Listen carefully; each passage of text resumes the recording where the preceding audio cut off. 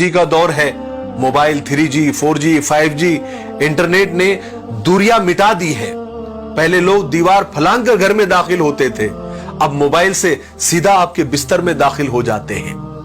अपनी इज्जतों को महफूज करो।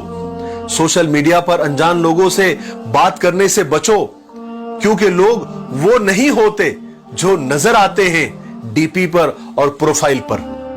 किसी अनजान के मैसेजेस का जवाब न दिया करें, वरना लोग अपनी मीठी मीठी बातों से आपको ऐसा आदी बना देंगे कि आपको पता भी नहीं चलेगा कि आपको उनकी आदत हो गई है। शुरू में सब अच्छा ही लगता है, बाद में वही अच्छा दिखने वाला आपकी जिंदगी में भूचाल और तबाही लाकर आपकी जिंदगी को तहस नहस कर देता है। मुझे उम्मीद है कि आज की स्टोरी से आपको कुछ तो सीखने को मिला होगा। सोशल मीडिया बहुत